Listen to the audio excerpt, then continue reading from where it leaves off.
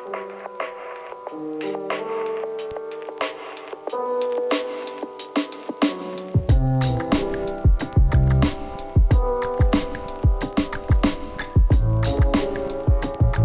est ravis de vous accueillir ici au sein de bien nommé Belleville, donc c'est le nom de l'espace, et d'accueillir le mouton numérique ce soir. Donc on est Aglaé et Pierre, on fait partie de The Boson Project, le petit logo qui est là. The Boson Project, c'est une entreprise qui travaille sur la transformation du monde, mais en particulier des organisations.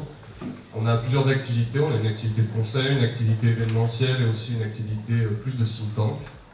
On a décidé de créer ce lieu il y a quelques mois pour, dans le prolongement de ce qu'on fait au quotidien, pour créer des débats, pour faire intervenir des gens qui partagent nos valeurs, et surtout pour continuer finalement à penser le monde de demain et à pouvoir en débattre dans un lieu un peu libre. Et comme vous le voyez, ici on est dans un ancien atelier d'artistes de 1920 qui a été entièrement rénové par The Boson Project. Ce lieu il nous est cher parce que en fait c'est un lieu qui est assez à l'image de ce qu'on souhaite y faire vivre, c'est-à-dire un lieu atypique, engagé et plutôt propice au décryptage de l'époque dans laquelle on est en train de vivre. Alors on est au lancement de la programmation de cet espace. D'ailleurs j'en profite pour dire que le lieu est disponible à la location pour tous ceux qui souhaitent y organiser des événements. On a déjà un agenda de lancement assez rempli et avec des événements assez passionnants. On a fin mai un atelier sur l'art oratoire. Également à partir du 3 juin des événements de rencontres qu'on nomme Striptease, les dessous de l'engagement pour rencontrer les héros du quotidien et tout un tas d'autres rencontres qu'on vous laisse découvrir sur Belleville by Boson sur le site internet. Et puis on va laisser place au débat.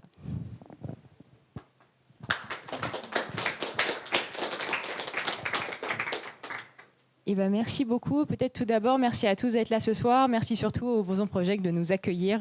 Très rapidement, pour ceux qui ne nous connaîtraient pas, donc le mouton numérique, vous avez aussi le petit logo là et le petit logo là, à côté de The Boson Project. On est une association qui, pour le faire très simple, organise des événements un peu de tous sorts. Donc c'est des ateliers, des rencontres littéraires et des débats comme ce soir pour sensibiliser aux enjeux sociopolitiques du numérique et essayer d'apporter un certain recul et regard critique sur le développement de la technique et des nouvelles technologies. Et ce soir, on va peut-être aller dans des débats un poil plus technique que ce qu'on fait d'habitude. Et on va... Alors attention, là, je vous mets la pression. Donc, on va parler du web qui n'est pas Internet. Je pense qu'on va y revenir. Et peut-être plus précisément de ces désillusions. Parce que c'est vrai que peut-être on espérait un web décentralisé, libre, libertaire. Peut-être qu'on a plutôt, on en parlera, un web... sous emprise capitalistique, peut-être centralisée, peut-être aussi sous des régimes plutôt de surveillance ou de contrôle. Mais peut-être, est-ce que ça peut changer? Je pense que c'est le thème d'aujourd'hui. Et pour y répondre, en tout cas pour creuser ces aspects-là, on a le grand honneur d'avoir deux invités de qualité ce soir. Donc tout d'abord Hubert Guillot, le grand, journaliste, mais si. Donc tu es... journaliste dans un média assez connu quand même, Internet Actu, un média de référence sur le numérique qui est hébergé par la FING. Et Tariq Krim. Alors là, je vais prendre la bio parce que c'est peut-être un peu plus long. D'ailleurs, je l'ai rangé et je l'ai caché. Et peut-être qu'on te connaît un tout petit peu moins pour certains. Alors, donc Tariq, tout d'abord, tu as commencé en étant hacker dans les années 80, mais tu as été journaliste dans les années 90. Alors, journaliste plus précisément à La Tribune, à Radio Nova. Et depuis 2000, tu es surtout entrepreneur. Donc, tu as fondé Dissident AI. Donc, tu nous en parleras peut-être plus précisément, mais c'est un agrégateur de contenu qui pour le dire peut-être très simplement, neutralise un peu les biais attentionnels, mais peut-être que je dis très mal et que tu, tu préciseras tout ça. Et surtout, tu es l'un des pionnier du web et l'un des principaux acteurs, activistes du mouvement Slow Web, dont voilà, j'imagine que tu nous parleras également. Et pour animer cette table ronde, Irénée Regnault, qui est cofondateur du Mouton Numérique. Voilà. Irénée, je te passe la parole.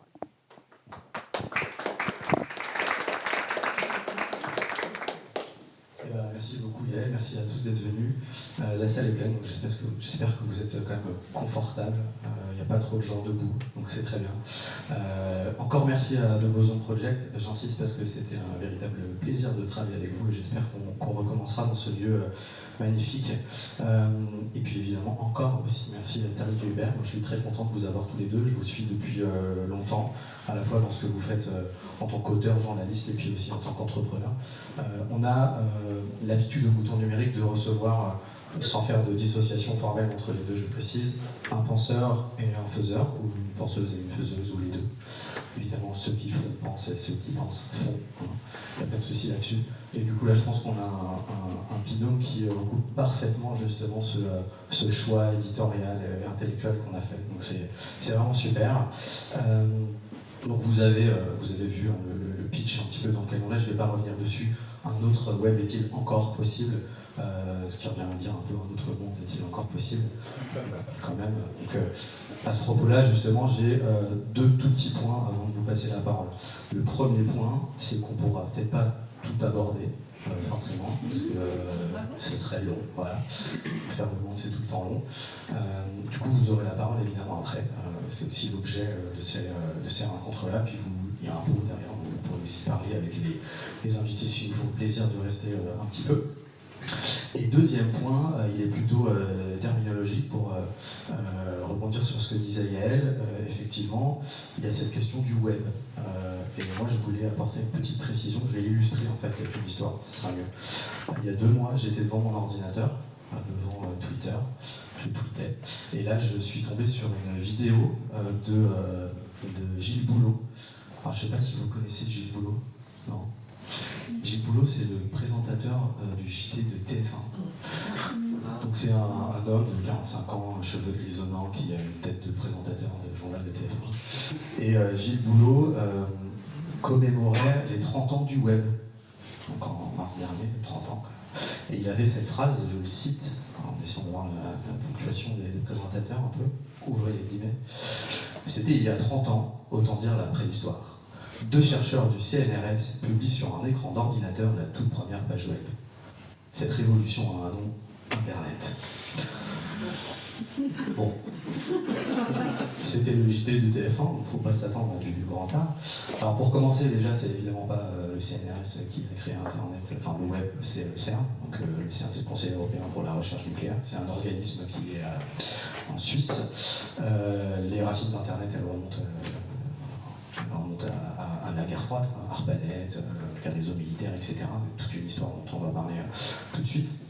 Et donc le web n'est qu'une partie d'Internet. Le web, c'est une application d'Internet. Le web, c'est le HTTP, en fait, quoi. C'est les liens hypertextes. Qui dit web dit navigateur web. Voilà. Qui dit web dit lien, tout simplement. Et tu prenais Skype, c'est pas du web. Tu prenais le mail, c'est pas du web. Donc il y a des interfaces web, les protocoles qui sont derrière ne sont pas du web. Donc si je reviens sur 2-3 dates du web, 94 création d'Yahoo, 95 Alta Vista, MSN aussi, 96 100 000 sites en ligne, donc beaucoup, mais aujourd'hui c'est rien. 1 million en 97, ça explose. Google en 98. Mozilla en 2002, Facebook en 2004, et j'en passe, vous connaissez la suite, jusque Uber, Airbnb, et puis tous les sites qu'on utilise aujourd'hui. Donc à la décharge de Gilles Boulot, qu'on salue chaleureusement, sans Internet, il n'y aurait peut-être pas de web, ça ne veut pas dire qu'il n'y aurait pas un autre web, mais de toute façon, sans électronique, il n'y aurait pas eu d'Internet, et sans réseau énergétique, il n'y aurait pas eu d'électronique. Donc toutes les techniques s'imbriquant les unes dans les autres, on va se permettre quelques digressions, et on fera peut-être allusion à des choses qui ne sont pas forcément le web. Et je vais en venir à vous, messieurs. Et pour commencer, j'aurais aimé commencer avec peut-être une question un peu plus personnelle. Quand on croise des gens comme vous qui sont dans le web depuis 15 ans, 20 ans, je ne vous remonte pas trop loin, parce que ça va vous vieillir. Moi, j'ai toujours envie de vous demander, donc je vais commencer avec toi, Hubert, par exemple. Tu as commencé à écrire sur Internet Actu il y a 15 ans. Tu es arrivé là-dedans, c'était tout début, on avait plein d'espoirs. Toi, justement, quels étaient tes espoirs à l'époque? Qu'est-ce que tu voyais? Quelles étaient tes craintes? Et est-ce que tu percevais des choses qui arrivent aujourd'hui?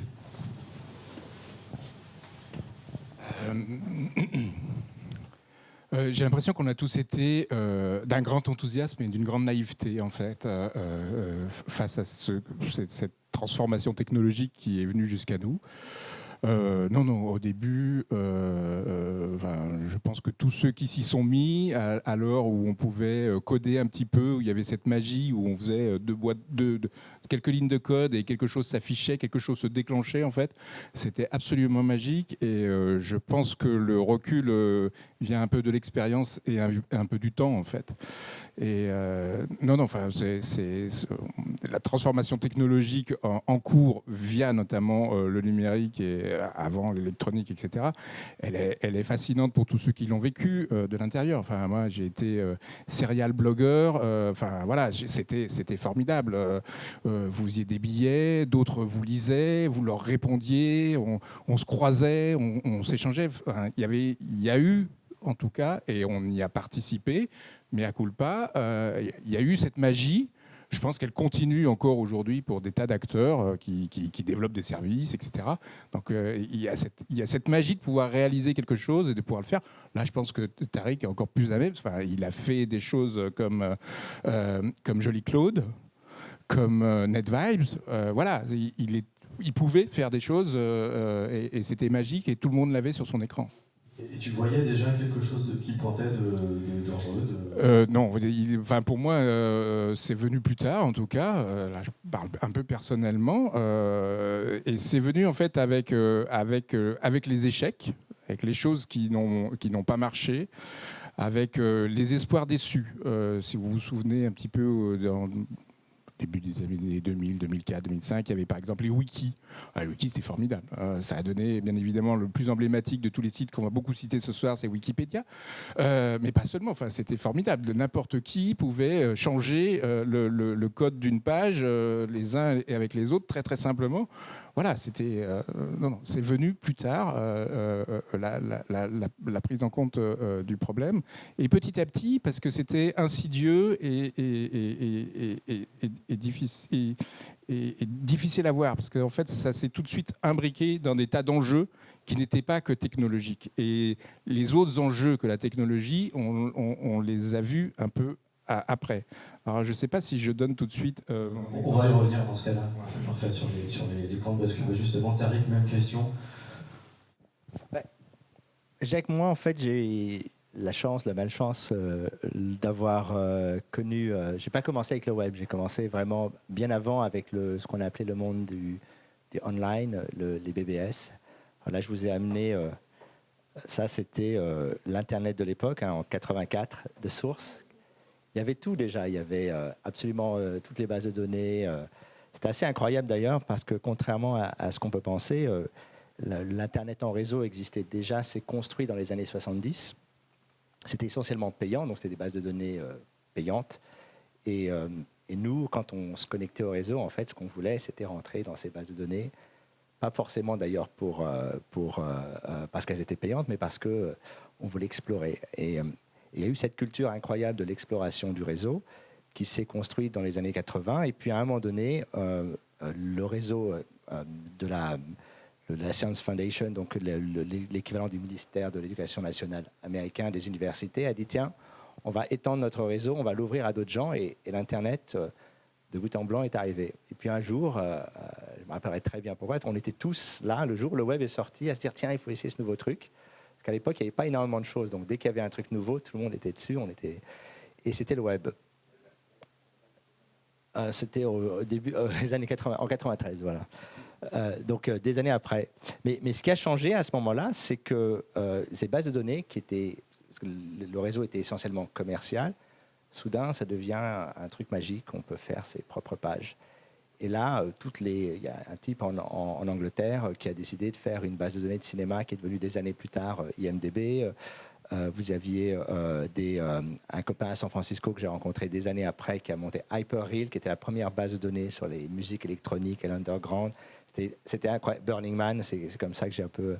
Burning Man qui est un festival. Un festival un peu étrange qui est né d'abord à San Francisco et qui ensuite est allé dans le désert, qui était un peu plus underground et qui est devenu un peu plus, on va dire, commercial maintenant. Et donc, il y avait toute cette incroyable culture, échange. Et c'est vrai que pendant des années, on était fascinés parce qu'on était persuadés de faire partie de quelque chose de nouveau. On ne savait pas vraiment quel était notre rôle dans ce truc, mais c'est vrai que n'importe qui pouvait faire. On a des amis actuels, Christian Perrault, qui a décidé de se mettre au web. Et un an plus tard, il a sorti son site Nirvanet. Toi, tu avais lancé le site, le Virgin MegaWeb, qui est un puits de culture sur la musique. Et donc, on avait cet outil de publication incroyable. On a eu un âge d'or. Et c'est vrai qu'avec le temps, on a, peut-être par paresse, peut-être parce que l'Internet a grandi, on a décidé de déléguer tous ces outils, tout ce pouvoir que l'on avait à des tiers. Et par exemple, quand Google est sorti, typiquement, toi, c'était quoi ton impression ? Moi, j'aimais bien. En fait, ce qu'il faut comprendre, hein, c'est très important pour la suite, c'est qu'en fait, tous les 6 mois, il y avait un nouveau moteur de recherche. Donc, on a eu d'abord Yahoo. Ensuite, avant Yahoo, on avait Scott Yanoff. C'était une liste à l'époque à la main où les gens envoyaient tous les jours, on s'abonnait. Ah, il y a un nouveau site. C'était fait vraiment. C'était l'annuaire. Ensuite, il y a eu Yahoo. Les types se sont dit tiens, on va faire un site pour indexer les sites. Puis ensuite, on a eu plein de sites, Excite, AltaVista, qui était un moteur assez marrant fait par un Français qui s'appelle Louis Monnier, qui faisait de la recherche un peu simple. Où il y avait un mot-clé dans une page, on l'indexait. Et à un moment donné, quand Google est arrivé, en fait, ce qui était fascinant. Alors, il y a eu Hotbot aussi, qui était le moteur de recherche de Wired, qui était un moteur incroyable. Et quand Google est arrivé, en fait, c'est vrai qu'ils avaient un avantage incroyable sur les autres, c'est que c'était le premier service qui utilisait des machines à quelques milliers d'euros. Avant, quand on voulait faire un serveur, il fallait acheter un serveur Sun ou Oracle qui coûtait presque $1 million. Et là, on pouvait mettre en réseau, en cluster, des petites machines Linux. Et Google, en fait, a inventé ce modèle qui les a d'ailleurs rendus très riches, de faire des petites machines beaucoup plus. Et donc, à partir de là, le moteur était instantané. Et surtout était extrêmement précis, et il n'y avait absolument rien d'autre. Normalement, une autre boîte aurait dû faire le successeur de Google, mais il s'est passé 2 choses. La première, c'est qu'il y a eu la bulle de 2000, où là, tout le marché s'est écroulé. Et quand on s'est demandé, mais qu'est-ce qui peut arriver de pire, il y a eu le 11 septembre, et à partir de là, pendant 3 ans, plus aucun investissement sur ce qui allait devenir quand même le point d'entrée, qui était le moteur de recherche. Et en 2004, quand Google s'introduit en bourse, tout le monde se dit « Ah mince, ah oui, c'est peut-être le business le plus profitable de l'histoire ». Et on n'a rien vu parce qu'à ce moment-là, plus personne ne voulait investir dans le web ou trouvait que c'était trop compliqué. Et eux ont d'ailleurs bien noyé le poisson parce que quand on les voyait sur les photos avec des dinosaures et des Lego à faire semblant, on est des geeks. En fait, derrière, ils avaient construit, avec notamment l'aide d'un économiste assez connu qui s'appelle Alvarian, toute la théorie de la monétisation de la recherche. Et quand ils étaient obligés, quand on s'introduit en bourse, on doit donc présenter ses résultats financiers. À partir de là, on s'est dit en fait qu'il y a une profitabilité incroyable qui n'existait nulle part ailleurs. Et je pense qu'elle est d'ailleurs supérieure à celle de Facebook bien après. Et du coup, tu voyais déjà des points d'inquiétude, toi ? Quand tu étais dans ce milieu-là, en France, il y avait des questions sur la surveillance, par exemple ?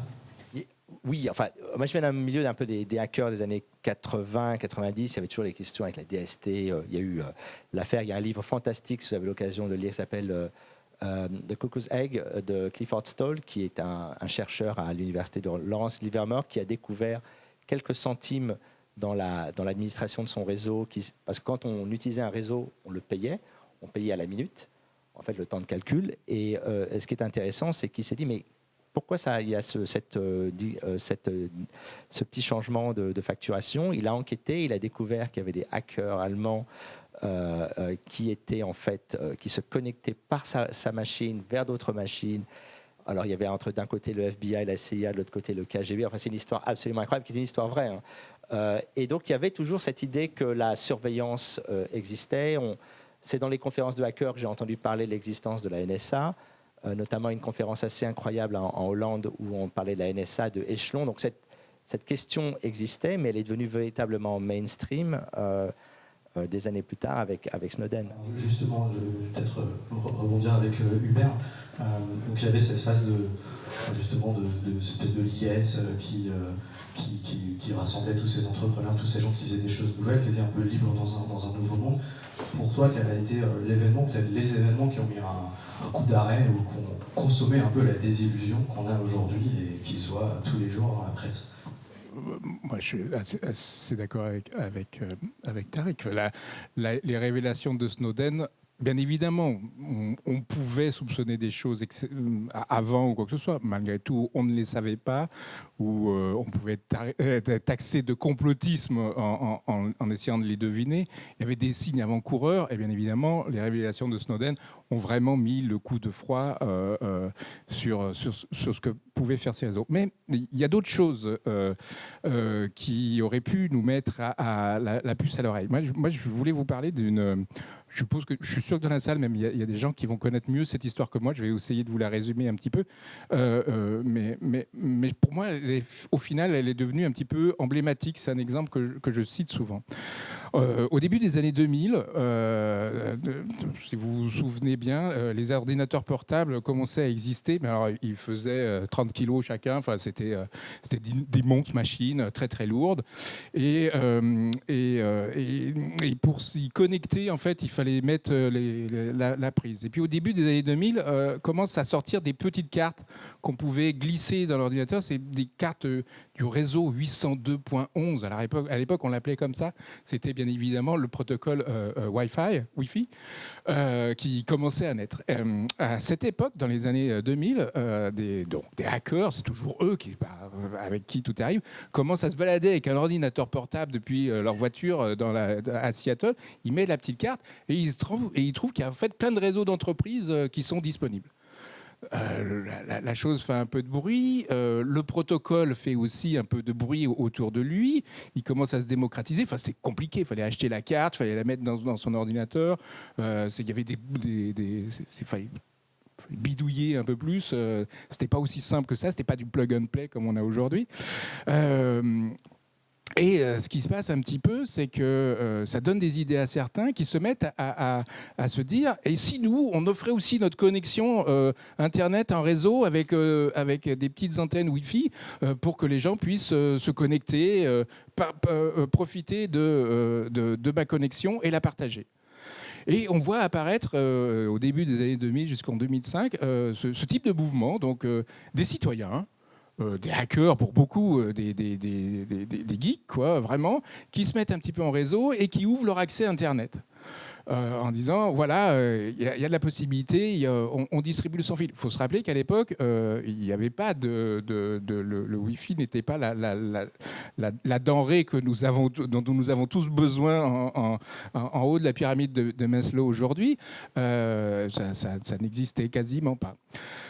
En fait. Et bien évidemment, alors ces petits groupes, on en voit partout, à Seattle, aux États-Unis, ils font écho, etc. Et en France, il y a des geeks, des personnes qui se mettent à faire un petit réseau comme ça, et ils font parler d'eux. Ouais, on va connecter la ville de Paris comme ça, en réseau sans fil. Ils se montent un petit peu en association, ça devient Paris sans fil. Et on entend parler d'eux, c'est l'une des promesses d'Internet. Tout le monde va avoir Internet comme ça. Alors, à l'époque, les opérateurs étaient très, très frileux. Ils disaient « Oula, ça va être compliqué, il va falloir du temps pour monter ces réseaux, etc. » Qu'est-ce qui se passe en même temps ? Il y a des entrepreneurs et des investisseurs qui planchent sur la question. Alors, je vous la fais vite, hein, je ne connais pas tous les détails du truc, mais grosso modo, on voit apparaître des boîtiers de connexion. C'est la Phonera, où justement, le plug and play était un peu plus facile. Donc, on pouvait connecter ça à son Internet et distribuer le Wi-Fi. Et puis, il y a des entrepreneurs qui se mettent sur cette question-là, comme Raphaël et Jean avec Ozone, et qui commencent à déployer des bouts de réseau. En même temps, les opérateurs se structurent aussi et commencent petit à petit à faire évoluer leurs services. Les services publics eux-mêmes s'intéressent à ces questions-là. Par exemple, la ville de Paris invite plusieurs fois les jeunes de Paris sans fil à faire des démonstrations dans des lieux publics. On fait des ateliers avec des boîtes de Ricoré pour créer des antennes, etc. Enfin, c'est formidable. Il y a une sorte d'élan. On le voit à travers toute l'Europe, dans le monde entier. On appelait ça les MAN. Je ne sais plus ce que ça veut dire. Enfin, c'est des réseaux communautaires sans fil. Et c'était l'espoir qui allait transformer la distribution d'Internet. Et puis, bon, les premiers opérateurs comme Ozone se mettent en place, se distribuent. Les plus gros opérateurs se mettent aussi. Les choses changent. La carte, avec nos réseaux, s'incruste à l'intérieur des appareils. Tous les appareils portables deviennent porteurs de Wi-Fi, enfin, peuvent se connecter plus facilement. Enfin, il y a tout un écosystème en fait, qui évolue. Donc, qui donne en fait notre manière de nous connecter aujourd'hui un petit peu au Wi-Fi. Et le changement qui a lieu, en fait, c'est que ces opérateurs indépendants, enfin, cette communauté en fait qui se crée, eh ben, c'est elle qui va se retrouver en fait en difficulté. D'abord parce que c'est une petite association, ils sont pas très nombreux, ils se font du réseau point à point, ils essayent de structurer un bout de réseau, mais ils sont pas très nombreux, ils n'ont pas de moyens financiers, etc. Tant et si bien que, qu'est-ce qui se passe ? Petit à petit, les opérateurs déploient des offres, les municipalités également, elles achètent en prestation de services des offres à des opérateurs, et petit à petit, en fait, le petit réseau communautaire qui était né là, eh ben, il va disparaître. D'ailleurs, pour Paris sans fil, ça va se terminer assez difficilement, avec un procès de la mairie de Paris à leur encontre parce qu'ils utilisaient le nom de Paris. Voilà. Ce dont ils n'avaient pas le droit. Et est-ce que c'est... du coup, je me tourne vers Tariq, parce que toi, tu as créé justement des services numériques. Je pense que tu vas nous raconter un petit peu ce que tu fais, mais que ces choses-là qui émanent un peu de la société sont sans cesse condamnées à se faire reprendre par des choses plus grosses, ce qui donne, en fin de compte, l'extrême centralisation d'Internet, du web. Aujourd'hui, quand on dit Internet, les gens pensent Facebook. Là, en fait, en écoutant l'histoire de Paris sans fil, qui rappelle de très jolis souvenirs, ce qui m'a toujours fasciné quand, alors un peu avant, moi j'étais dans ce qu'on appelait le phone freaking, c'est-à-dire qu'en fait, on fabriquait des petites machines, c'était des blue box, des boîtes bleues. En fait, il n'y avait pas vraiment de boîte bleue, c'était aux États-Unis. On apprenait des fréquences pour prendre le contrôle du réseau téléphonique. La blague, c'était de se dire, on va dans une cabine de téléphone, on appelle, on se connecte à un satellite, un deuxième, un troisième, un quatrième, ce qui fait qu'on appelait la cabine d'à côté. Et quand on disait quoi que ce soit, le temps que l'écho revienne, on avait, en fonction du temps d'écho, on avait réussi. Et, ou pas. Et on avait accès à ces réseaux.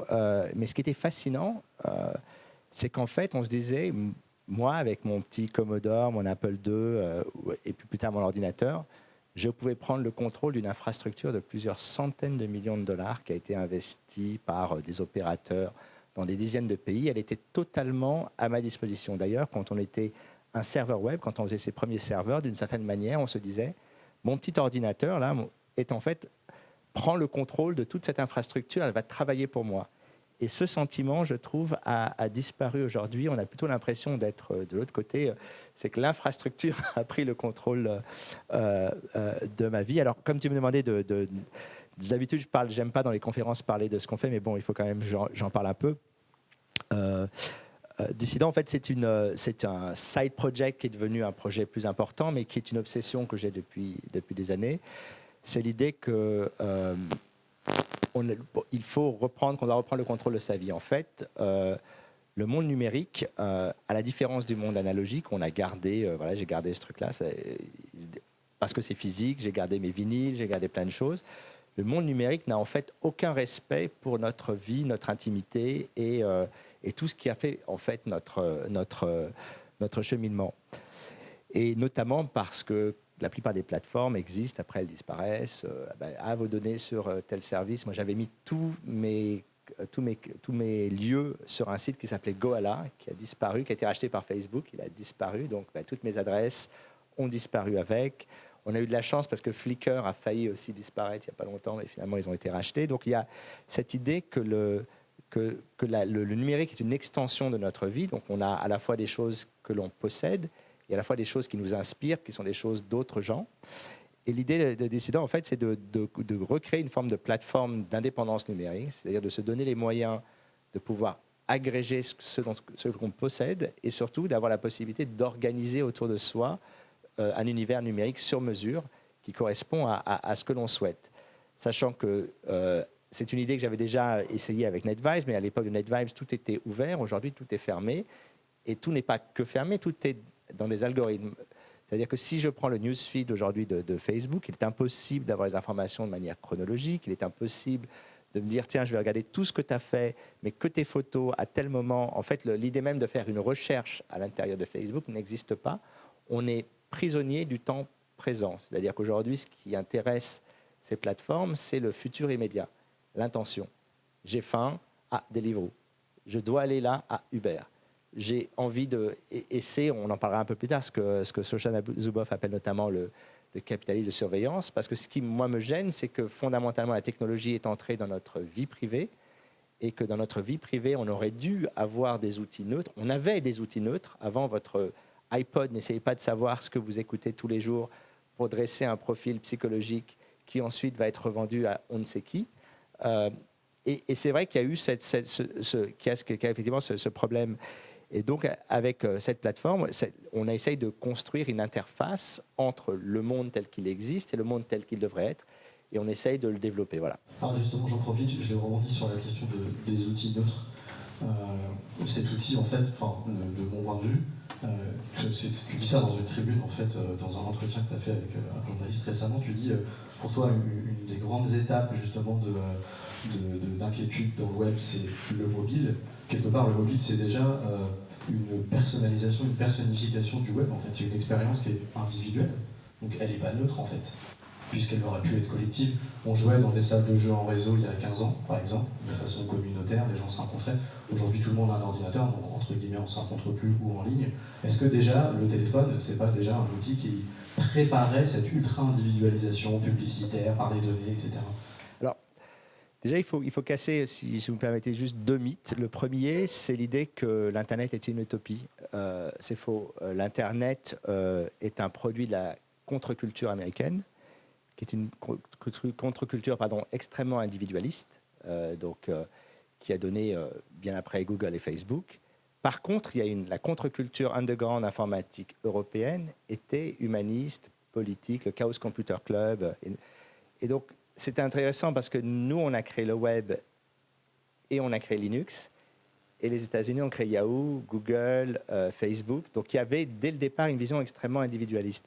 Et quand ce téléphone, l'iPhone, en fait, est basé sur les travaux notamment de Bill Atkinson, qui était l'un des designers d'Apple, qui a ensuite créé une société qui a fait feu, qui s'appelait General Magic, qui a d'ailleurs embauché un nombre incroyable de designers talentueux, qui a inventé cette idée de construire une machine qui va à la rencontre du monde. Donc, il avait inventé l'idée d'un agent intelligent, donc un opérateur neutre qui va aller à notre place, voir tel site de vente de voyage, négocier le voyage au meilleur prix, et ensuite revenir en disant, tiens, voilà, j'ai eu le meilleur prix pour ce voyage, je vais aller sur tel service, sur tel service.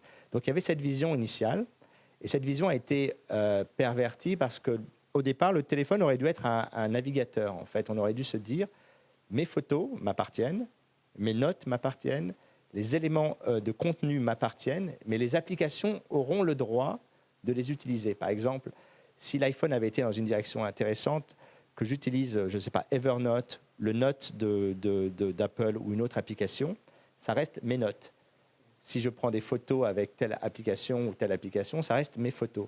Mais ce qu'on a fait, c'est qu'on a permis à des applications de construire des silos, c'est de dire, désormais, tout ce que je fais sur Facebook va être stocké sur les services de Facebook, telle chose va être sur Foursquare, telle chose va être sur Gmail.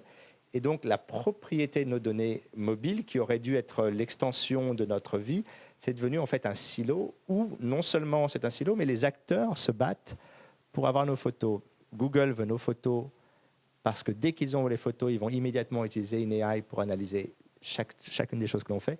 Facebook veut la même chose, Foursquare veut la même chose. Il ne faut pas oublier, quand on parle de données personnelles, ils s'en fichent. Ce qui les intéresse, c'est les photos. Dans une photo, il y a tout. Il y a le moment, l'endroit, le lieu, il y a tous les éléments qu'une AI peut analyser.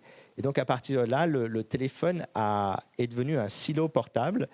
une glass cage, comme dit Nicolas Carr, et on a perdu complètement le contrôle de ce device. On est en location, en fait, on est locataires du monde numérique. Alors, du coup, j'ai plein de questions pour Hubert, parce que déjà, je voudrais que tu réagisses sur cette question de ce que fait Tariq Dissident, donc, qui est un site web qui va agréger justement tous ces sites qui captent nos données pour redonner un peu de contrôle à l'utilisateur, mais qui fonctionne quand même en agrégeant ces sites quelque part. Et puis je voudrais qu'on parte ensuite, je prépare un petit peu le terrain, pour avancer, sur les différentes formes de régulation qui existent aujourd'hui. Je pense que vous avez peut-être vu ces temps-ci les questions de démanteler plus ou moins Facebook avec des lois antitrust, etc. Ça commence à gronder un petit peu. Donc voilà. Pardon ? Pas en France. Pas en France, bien sûr, mais aux États-Unis, c'est quelque part, c'est encore plus parlant. Une première question plutôt sur Dissident, NetVibes. Deuxième question sur ce mouvement de désillusion et ce mouvement juridique qui arrive. Moi, j'aimais beaucoup NetVibes à l'époque, qui était un des premiers agrégateurs de flux d'informations. Enfin, je sais pas si c'est une sorte de Facebook, en dehors de Facebook. Enfin, on pouvait mettre des tas de ressources. Ça allait les collecter sur le web et ça les ramenait pour que vous puissiez les lire, en fait. Et j'ai l'impression que Dissident est le petit frère ou le petit-fils de NetVibes et d'une certaine manière de Jolly Cloud, les précédents projets de Tariq. Et effectivement, la difficulté, comme il l'a très bien dit, c'est de savoir est-ce qu'on peut encore avoir accès à ce web-là. Effectivement, aujourd'hui, les flux RSS sont cassés, n'existent plus. Comme tu le dis très bien, aujourd'hui, ce sont des processus algorithmiques qui font que nous n'avons plus accès à l'ordre antéchronologique des articles ou des billets. Tout ça nous est recomposé pour vous montrer la photo que les 20 avis de votre ami a liké pour que vous puissiez la liker aussi. Effectivement, aujourd'hui, il devient très très difficile de naviguer autrement que dans ces silos dont tu parlais, qui se renferment autour de nous, en fait. Alors, est-ce que casser Facebook demain, c'est suffisant, par exemple?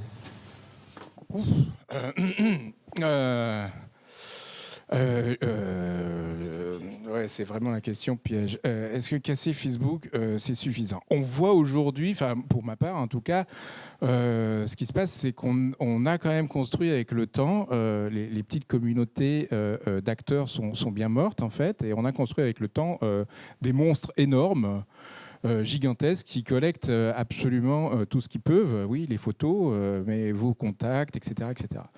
Avec la difficulté que, comme ils sont des acteurs majeurs, omnipotents, centraux, ils ont encore plus de facilité et de moyens pour pouvoir racheter d'autres acteurs centraux, omnipotents, tout comme eux, et en fait leurs concurrents directs. C'est ce qui se passe vraiment avec Facebook.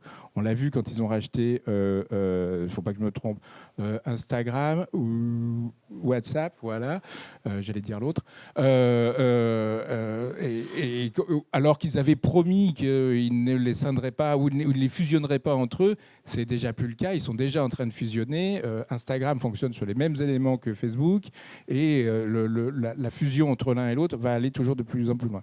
Donc oui, il y a un vrai problème de monopole aujourd'hui sur certains de ces aspects, et oui, il y a une question de régulation qui se pose, dont le démantèlement peut être une des pistes, c'est peut-être pas la seule, mais en tout cas, l'avantage de certains, c'est de commencer à poser ces questions. Alors justement, il y a des projets aussi qui couvent un petit peu dans le web. Je pense à certains articles que tu as écrits, Hubert, récemment.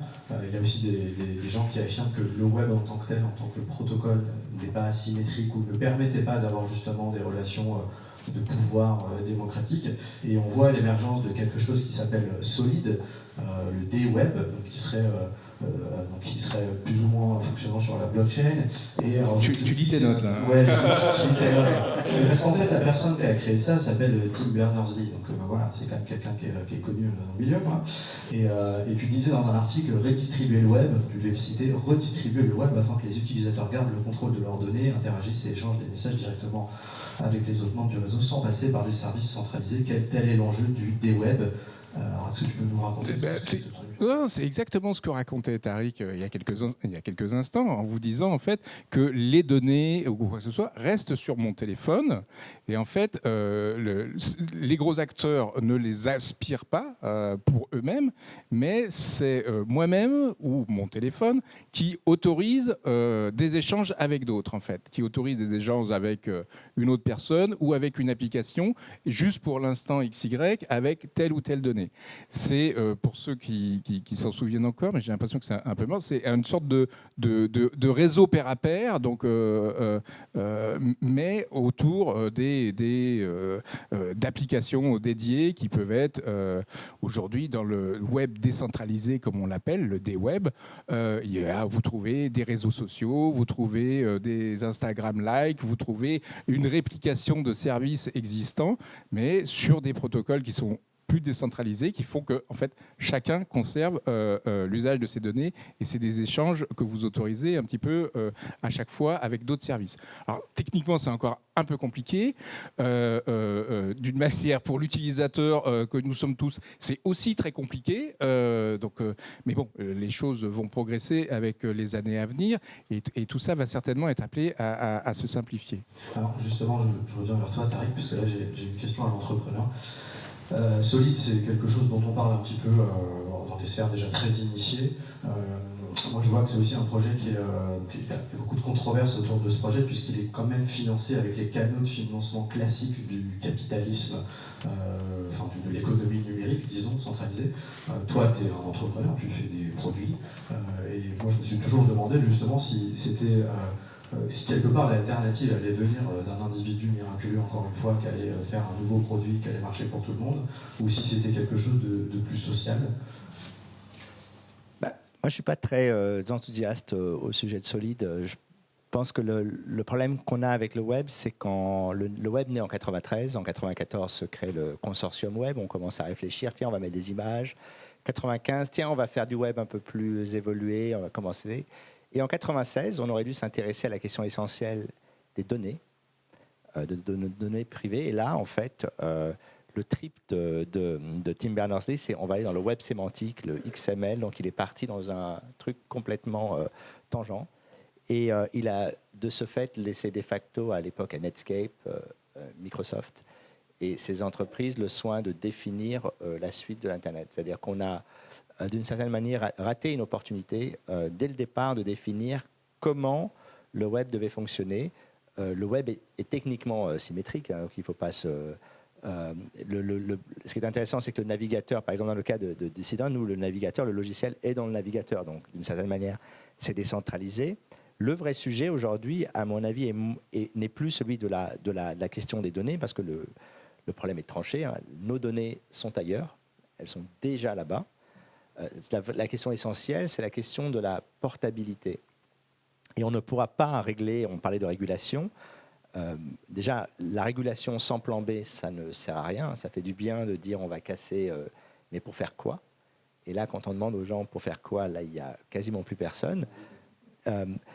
Et donc la première des choses pour laquelle on doit se battre, c'est la portabilité. Ce qui est intéressant, c'est que la portabilité est techniquement, en tout cas, semble-t-il, dans la RGPD, le fameux règlement de protection des données. Juste préciser, la portabilité, ça consiste à pouvoir justement transférer ces données d'un Facebook à un autre Facebook, qui n'existe pas en l'occurrence, pour pouvoir passer d'un service à l'autre, en fait. Une question de concurrence. Ça veut dire que si demain je vais sur un service B, je veux pouvoir récupérer non seulement mes photos, mais tous mes bookmarks, mais finalement l'histoire de ma vie, qui sont cet ensemble de petites actions quotidiennes. Et aujourd'hui, c'est très difficile parce que les formats dans lesquels on vous donne vos données. Alors Google le fait plutôt bien, c'est l'un des rares, mais les autres ne le font pas. Nous, avec Decision, on travaille avec 80 services, on n'arrive pas à avoir accès aux données d'Apple, de données d'Amazon. Et Facebook, en fait, a tout coupé. Depuis Cambridge Analytica, ils ont dit, bon, ben, on va tout couper, on coupe Instagram, il n'y a plus d'API. Donc on est dans un monde assez drôle où, d'une certaine manière, on a prélevé ces données. D'ailleurs, on les a prélevées soit de notre chef ou à notre insu, hein. Parfois, vous ne le savez pas, mais vous prenez une photo, elle est immédiatement indexée chez Google Photos. Si vous avez installé une fois Google Photos, vous lui avez dit « je te donne l'autorisation de prendre toutes mes photos ». Donc, chaque fois qu'on prend une photo, quelle qu'elle soit, elle va aller là-bas. Et par contre, l'idée de pouvoir reconstruire sa vie, c'est-à-dire de pouvoir finalement déplacer, tiens, je vais mettre cette armoire ici, je vais mettre mon lit ici, ça ne me dérange pas d'avoir une chaussette sous le canapé parce que c'est chez moi. Parce qu'en fait, on est dans un hôtel. Vous savez, quand vous allez dans un hôtel, votre chambre est sans dessus-dessous, et vous revenez à la limite exactement comme c'est indiqué sur le plan.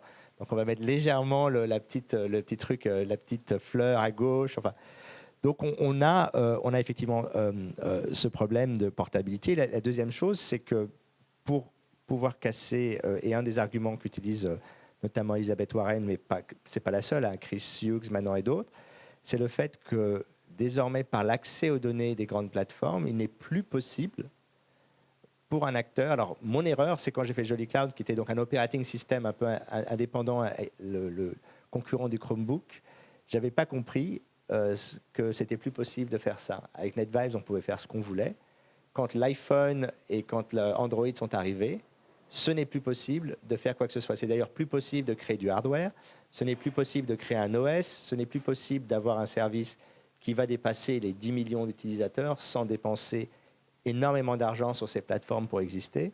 Et donc, à partir de là, le modèle de ce qu'on appelait les licornes, les unicorns, c'est un modèle qui commence en 2009 avec notamment Uber et Airbnb. C'est un accord, d'une certaine manière, entre les investisseurs de ces plateformes et les fabricants de téléphones pour dire le mobile va exploser, on va passer de rien à 3/4 de la planète. Il faut donc énormément d'argent pour construire des services qui vont tenir. Et là, on a 10, 12 sociétés qui ont été adoubées, il n'y a pas d'autre terme, pour exister. Et donc tout le mythe, c'est un peu le problème de la French Tech et de la Startup Nation, c'est le mythe d'imaginer qu'une société qui sort de nulle part en France va pouvoir exploser. Ce n'est pas possible parce que dès lors que vous n'avez pas ces accords, vous n'êtes pas mis en avant sur ces plateformes, vous n'existez pas. Et ça pose un problème de concurrence et c'est une des raisons pour lesquelles, effectivement, on doit se poser la question si Facebook, Google et les autres n'ont pas bloqué la concurrence d'autres acteurs, notamment grâce au biais des... vous avez vu que Spotify attaque Apple parce qu'à chaque fois qu'on achète une musique sur Spotify ou qu'on achète un abonnement sur Spotify, Apple prend 30% juste parce qu'ils existent, pour aucune autre raison. Donc il y a un vrai problème. Alors, du coup, je te laisse le micro encore une minute. Effectivement, il y a ce grand débat autour des licornes. Il faut des licornes, il faut des licornes. On est en train de les compter en Chine, en France, aux États-Unis, qui est la plus grosse licorne, etc. Tu dis c'est pas possible d'avoir des licornes, mais est-ce que c'est souhaitable en fait? J'entends, il y a des endroits où c'est difficile d'être gros dans le web sans être gros. Donc le moteur de recherche, typiquement, il faut de la data. Après, toi, tu as des initiatives qui sont quand même beaucoup plus locales. On pourrait imaginer 10 Facebook différents interconnectés entre eux grâce à un système d'API intelligent, peut-être limiter, légiférer sur la taille, enfin ça paraît un peu radical, mais est-ce qu'il faut des licornes aujourd'hui, quoi? Mais en fait, c'est drôle quand on en parle avec les gens de SoftBank qui sont les investisseurs maintenant à des valeurs hallucinantes de Uber, d'Airbnb, enfin de toutes les grandes licornes. Il faut comprendre que ce mouvement a existé avec un marché qui s'est construit de toutes pièces. On est passé de rien à 5 milliards de téléphones, un truc comme ça aujourd'hui. Donc ça veut dire que si on avait la possibilité d'être l'une des 5, 6, 10, 15 sociétés qui ont un petit icône sur son écran, on a 400, 500 millions d'utilisateurs. Aujourd'hui, Google Maps a 1,2 milliard, Gmail, je crois que c'est 1,5. Donc on a eu cette croissance démesurée qui nécessitait énormément d'argent, énormément de marketing, très vite. Aujourd'hui, on est dans un monde où déjà on ne sait même pas ce qui va se passer. Vous savez que Huawei, maintenant, on n'a plus accès à Android, que ARM n'est plus censé donner les sources de leur processeur. Donc on est rentré dans ce qu'on appelle la guerre froide technologique. Et on est surtout arrivé dans l'ère du post-iPhone. C'est-à-dire que ça ne croît plus. C'est-à-dire qu'on a les capacités de croissance démentes qui ont permis de créer Uber, qui ont permis de créer Airbnb.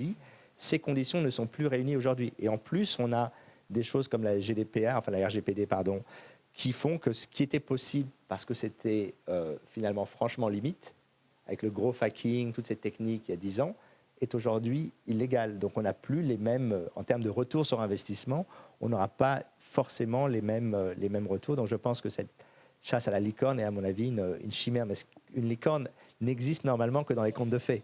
Justement, à ce propos, Hubert, est-ce qu'il n'y a pas quelque chose dans le web industriellement, en tant que nouvelle industrie, est-ce qu'on ne refait pas le coup un peu de l'industrie automobile où un truc explose, il y a des gros monstres, et puis après le marché s'éteint, puis il faut trouver un nouveau vecteur de croissance, etc.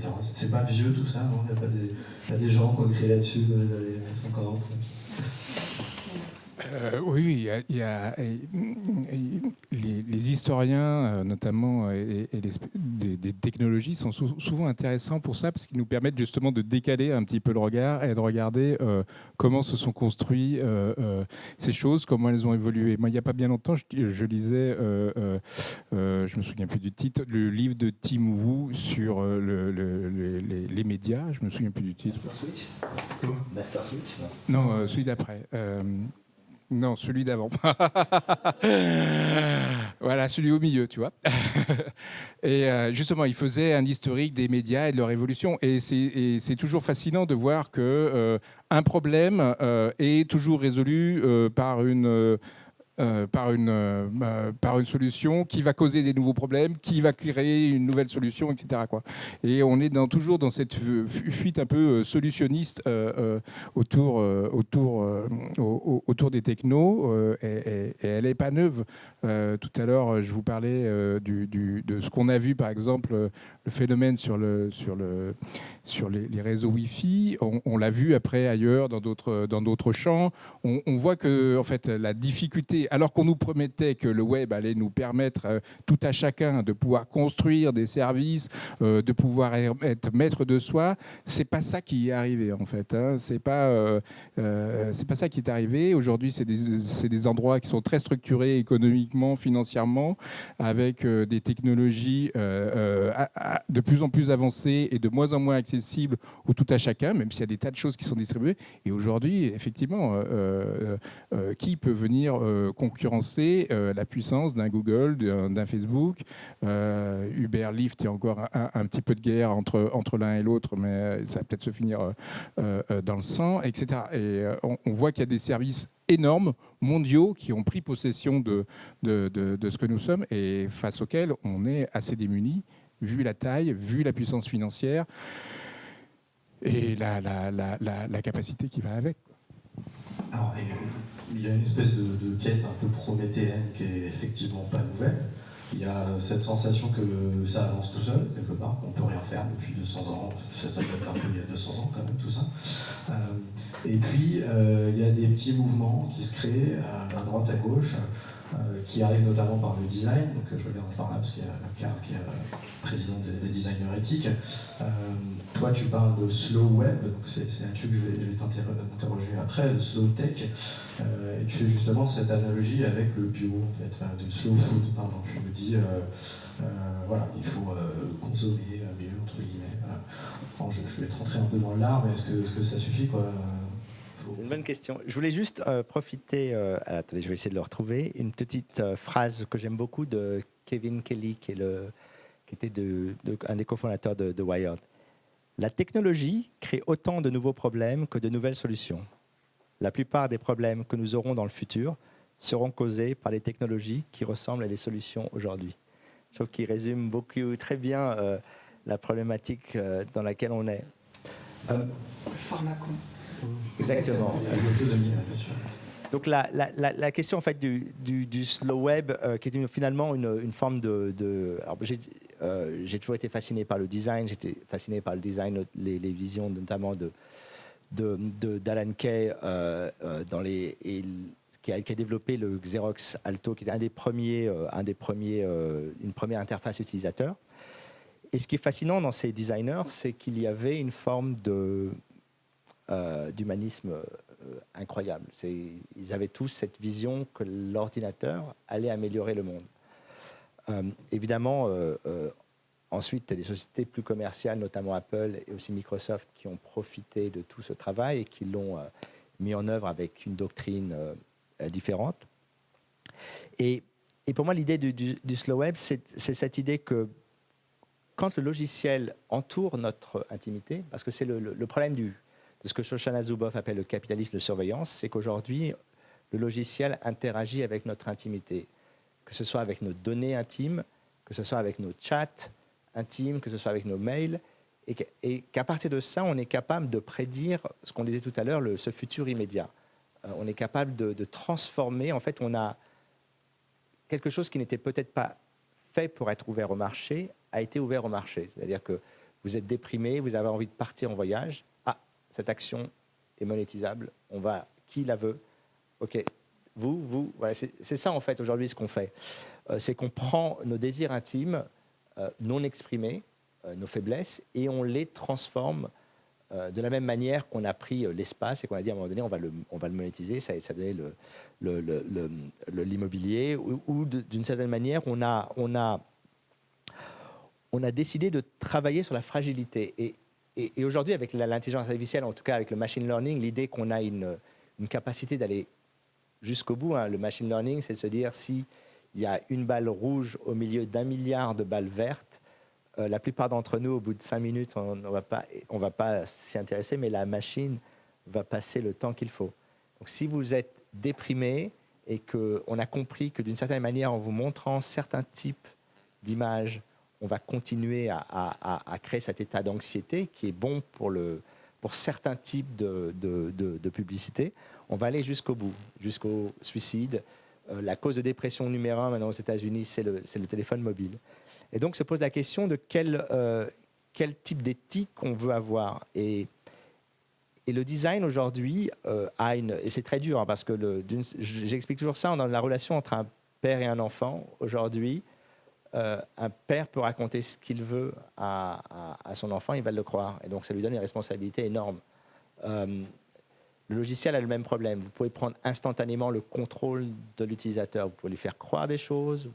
Surtout qu'on a été éduqué, en tout cas ma génération, sur l'idée que l'ordinateur ne pouvait pas mentir. L'ordinateur était toujours... Alors c'est vrai qu'il y a 2001, c'est vrai qu'il y a plein d'autres...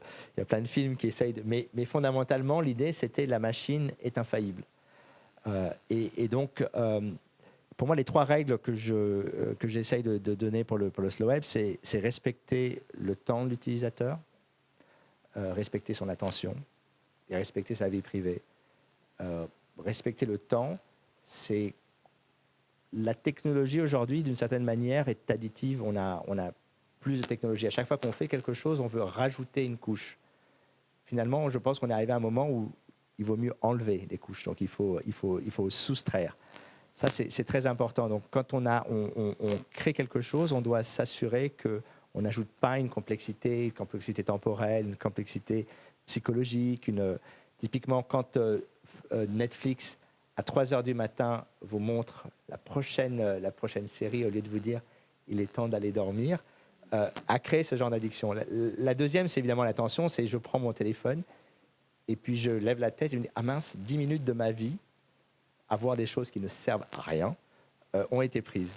Et puis la dernière, j'y viens rapidement, la vie privée. La vie privée, c'est pas respecter la vie privée. La vie privée, c'est de se dire qu'il y a un off-switch. C'est que quand vous faites des choses, vous les faites et personne ne sait ce que vous faites. Le logiciel est inerte. J'aime bien ce terme d'inertie. Il ne collecte rien.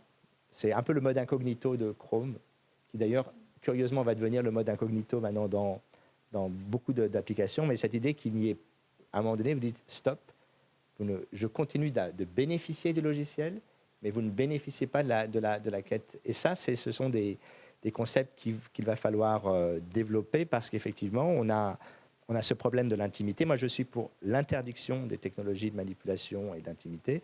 Comme le dit Shoshana Zuboff très bien, elle disait quand on avait le travail pour les enfants, on avait plusieurs choix. Est-ce qu'on les laisse travailler un peu, beaucoup, le matin, le soir, ou est-ce qu'on décide le travail pour les enfants est interdit? La question des données intimes et de la manipulation des émotions va se poser. Comme vous le savez, enfin, je pense que tout le monde le sait, une personne qui est consommateur est également citoyen. Si vous cassez la personne en tant que consommateur, vous la cassez en tant que citoyen également. Merci beaucoup, c'est passionnant. Moi, j'aimerais bien réagir à ça parce que j'ai le sentiment que, justement, quand on aborde cette question du slow web, des slow tech, on prend beaucoup les choses par la technologie, justement, par le design. On oublie que le numérique, de façon générale, c'est jamais décorrélé du réel. En fait, typiquement, tu prends un Foodora. Foodora, il n'a pas franchement besoin de tes données et il peut vivre sans manipuler tes émotions. Tu prends un Amazon, alors peut-être pas Amazon dans la recommandation des produits, mais si tu prends la livraison en 1 heure d'Amazon, au moins 2 heures. Quelque part, c'est un coursier qui se déplace, c'est éventuellement une camionnette avec un mec qui est mal payé dedans, qui se garde sur le trottoir, qui dérange le monde et qui t'apporte ton truc tout de suite, quoi. Donc ça, c'est pas que des données, en fait. C'est plus largement une relation à la consommation, au consumérisme, au capitalisme, etc. Hubert. T'as quelque chose à dire là-dessus, toi? Je sais pas. Moi, j'en arrive là. J'ai des pistes de solutions, éventuellement, mais déjà, c'est ce truc-là, on regarde que les données, quoi.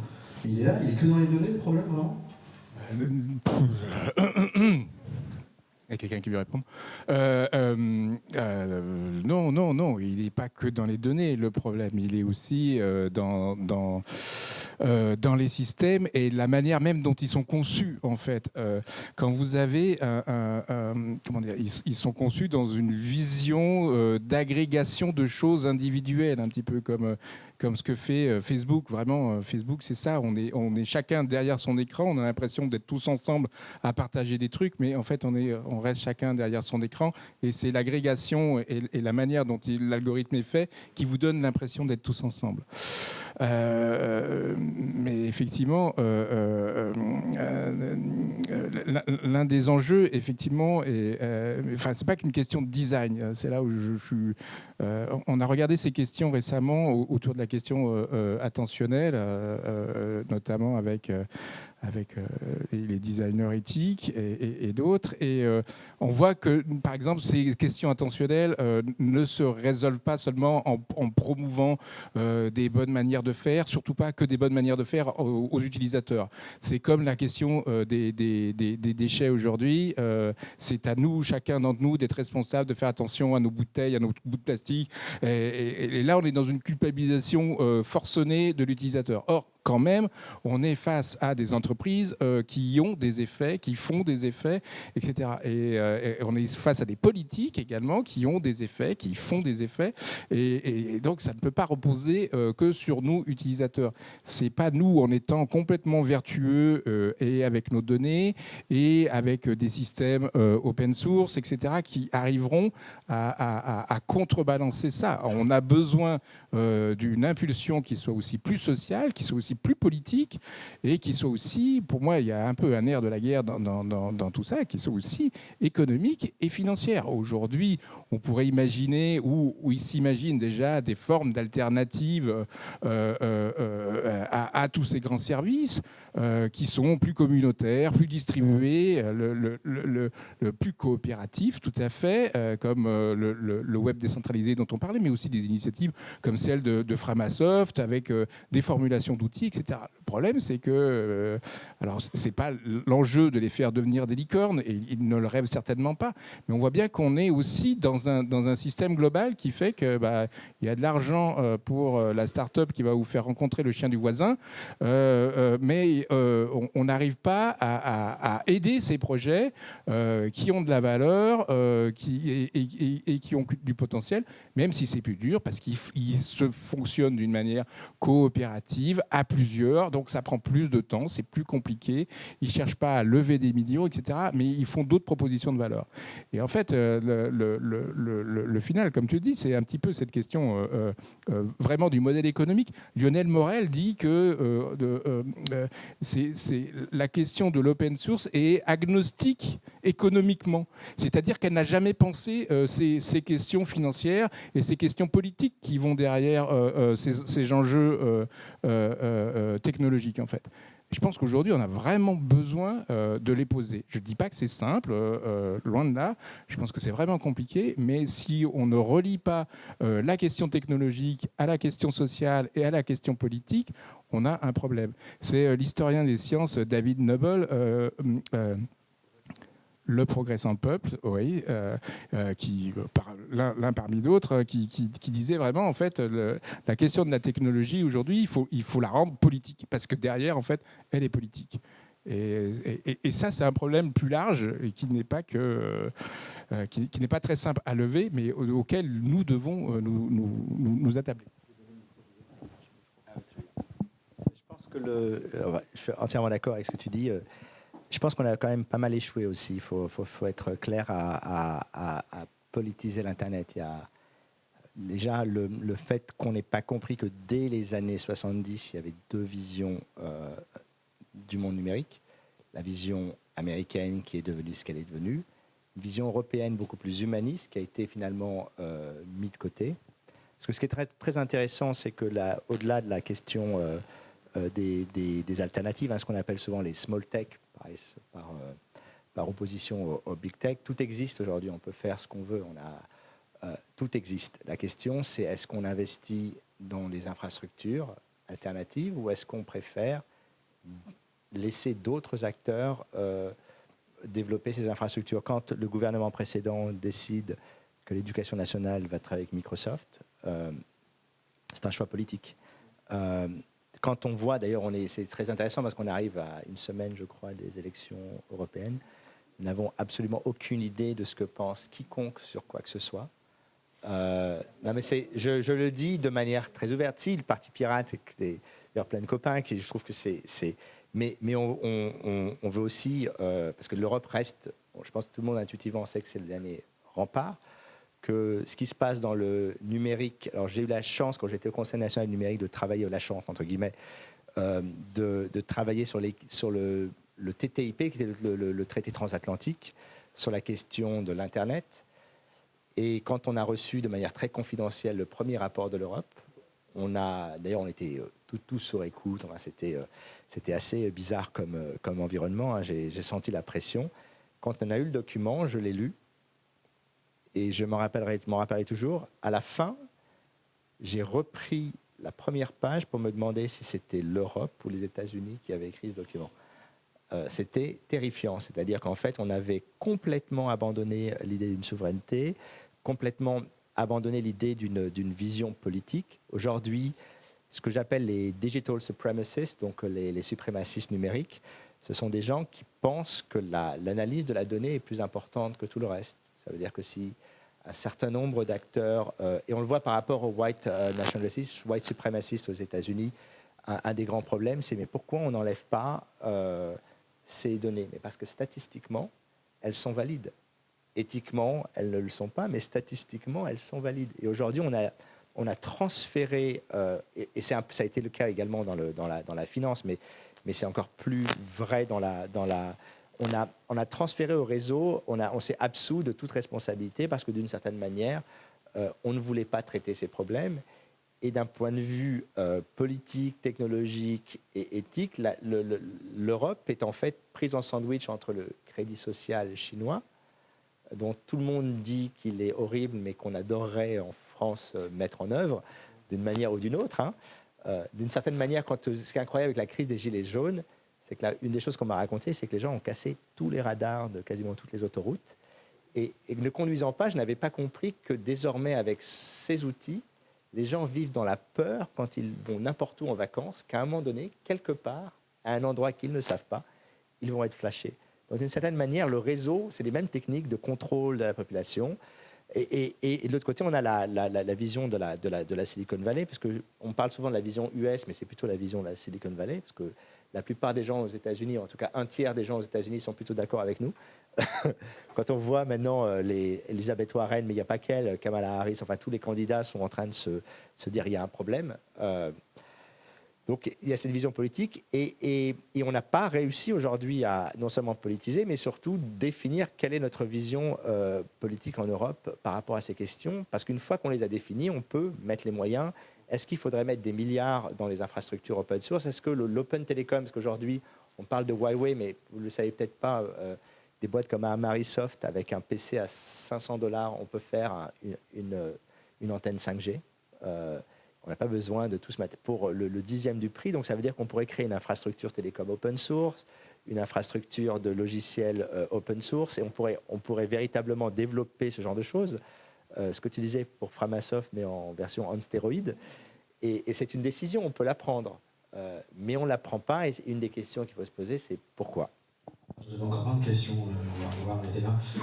Je l'ai dit quand même, parce que sur cette question de 5G, je pense que, on parle de repolitiser tout le temps, puis en fait on pense jamais aux institutions. Donc, comment on repolitise en fait? Comment tu fais revenir le citoyen? Je pense que c'est une vraie question, typiquement sur la 5G aujourd'hui. Puis il y a la question écologique aussi.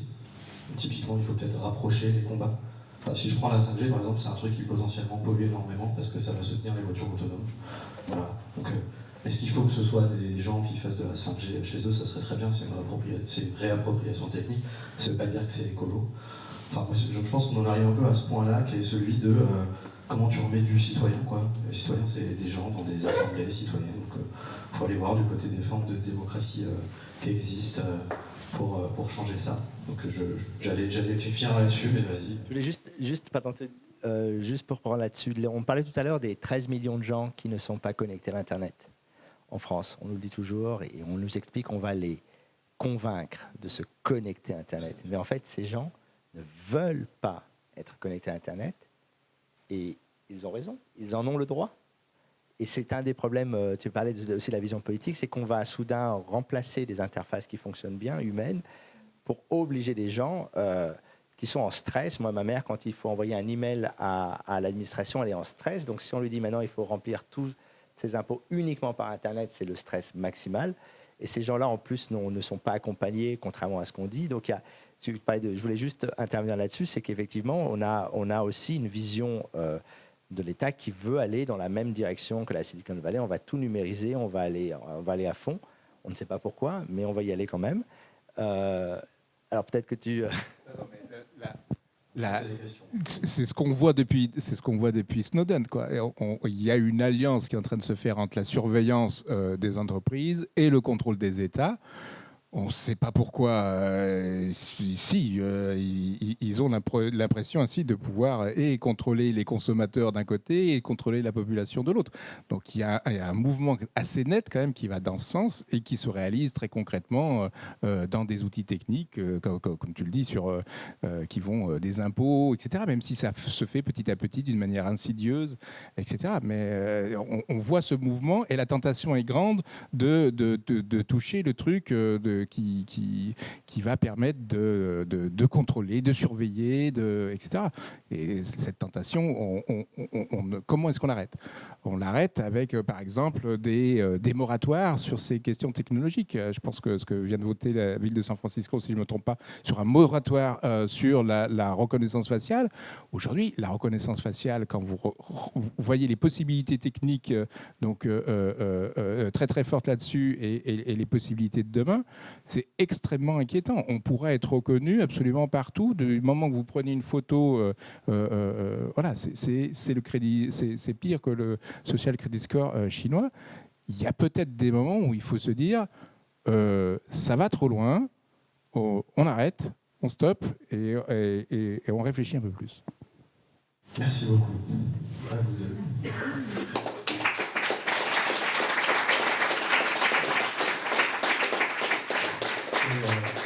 Du coup, c'est à vous, je vous laisse avec le micro si quelqu'un veut prendre la parole.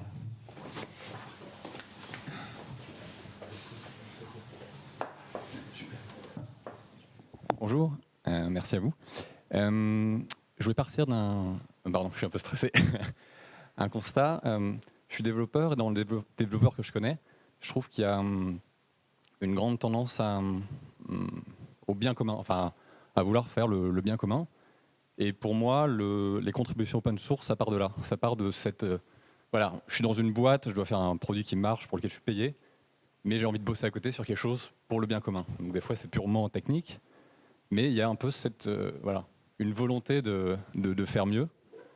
Et mon autre constat, c'est que on a du faux gratuit en fait sur Internet. C'était ce qui était génial au début, c'était que c'était gratuit. Les gens donnaient, mais en fait, à un moment, il faut payer tout ça.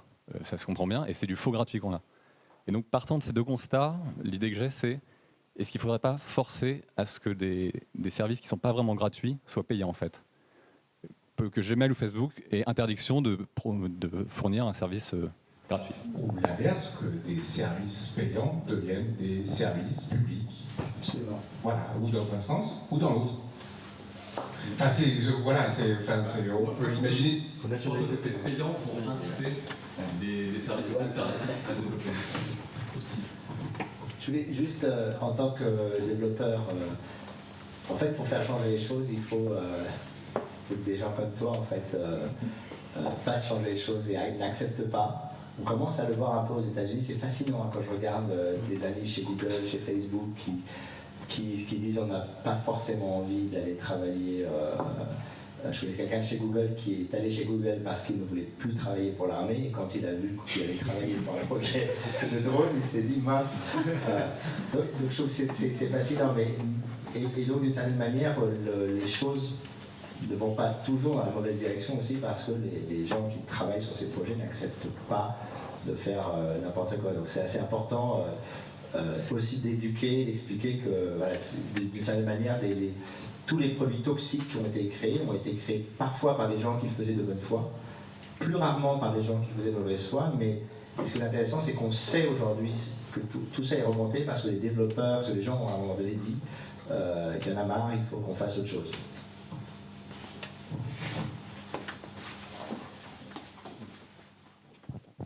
Donc bon, déjà, je vous remercie pour l'excellente qualité de ce débat, discussion. Par contre, j'ai l'impression qu'on est sur une tonalité quand même très sombre. On a évoqué que les utopies sont mortes, les communautés sont en phase terminale. Plus aucune alternative ne peut émerger sans le concours des GAFAM, je ne sais pas qui, BATX, etc. Qu'est-ce que vous avez encore comme motif d'espoir, à votre avis? D'où Parce que voilà, là, ça fait 3 quarts d'heure à peu près que je me dis bon, je cours chez moi, ça fait des mois que je dois le faire, je vais faire mes sauvegardes de données, je vais faire mes comptes, je commence à le faire, mais c'est absolument dérisoire. Dans quelle direction pourrait venir, à votre avis, une réaction? Est-ce que ce serait peut-être par on va dire une attaque du point de vue juridique, c'est-à-dire pousser des modèles, par exemple, de taxation du numérique qui irait vers des projets d'intérêt public? Est-ce que ce serait par un refus et de remise en communauté? Je vous demande juste d'où vient la lumière. Personne ne donne l'écho.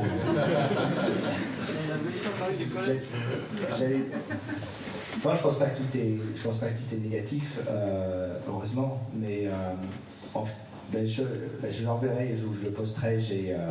Moi, j'ai fait aussi dissidence suite à un drame personnel, les attentats parisiens et le monde de l'Internet que j'ai vu devenir complètement fou. En fait, il faut se réhabituer à vivre sainement. Ça, c'est une des premières choses. Il faut donc changer complètement la façon dont on fonctionne, apprendre à agir avec ses addictions. Mais l'autre chose qui est importante, c'est que si on veut changer les choses, ce qui a été le cas aux États-Unis pendant les élections de mi-mandat, où des centaines de femmes incroyables sont allées se présenter aux élections, tant qu'on n'aura que des gens qui ne comprennent rien au numérique dans les endroits où les décisions sont prises, on n'avancera pas. Aujourd'hui, on considère que la technologie, c'est comme de la politique. J'appelle ça la stratégie Ferrero-Roche d'Or. On fait venir tout le monde à l'Élysée avec des petits fours, et on dit c'est super, vous avez vu, ils ont tous, et en fait, il ne se passe rien. Parce qu'on ne sait même pas, d'ailleurs, l'équipe qui est censée avoir vu Facebook n'a même pas vu les algos de Facebook, ils ont vu ce qu'on leur a montré. Donc il faut qu'on ait une génération de politiques, et j'aurais aimé, c'est dommage, au niveau des élections européennes, qu'on ait des gens qui savent de quoi ils parlent, parce qu'à chaque fois qu'on a eu des gens qui savent de quoi ils parlent, eh bien, des projets, alors c'est moins le cas maintenant avec la directive droit d'auteur, mais des projets complètement débiles ont été écartés. Ce qui n'est pas forcément le cas en France, on n'est pas à l'abri de ce genre de choses, malheureusement en ce moment. Alors, juste si je peux apporter du grain à moudre à ta question, il y a quand même un grand mouvement aux États-Unis aujourd'hui qui s'appelle le Tech Clash, qui, j'ai répertorié ça dans un article que j'ai écrit il n'y a pas longtemps, pour la promo personnelle, désolé, mais en fait quand on répertorie tous les mouvements de contestation anti-tech, c'est extraordinaire. Il y a 10 ans, il y avait des gens qui lançaient des cailloux sur les navettes de Google parce qu'elles gentrifiaient les quartiers, qu'elles utilisaient les arrêts de bus publics illégalement. Il y a des affaires tous les jours chez Google, chez Facebook, dans toutes les boîtes. Les gens en ont marre, les salariés n'en peuvent plus personne ne veut bosser dans ces boîtes. Alors, ça explose quand même, elles vendent de plus en plus de produits partout dans le monde, surtout en Inde, en Afrique, etc. Mais en fait, il y a un terreau qui est propice justement à des mouvements sociaux. Donc il faut voir aussi cette descente comme la possibilité d'une remontée. Voilà. pour voir le côté positif aussi. Je vais pas le faire dans le positif, en fait. On pourrait même accroître encore le problème, parce qu'on n'a pas du tout parlé de la question de l'écologie, des ressources et des questions que pose la technologie, hein, et qui participent grandement au problème et qui risque de participer de plus en plus à mesure qu'on monte avec des 5G, etc. La solution n'est certainement pas individuelle, même si nous aussi, nous avons des efforts à faire dans nos pratiques.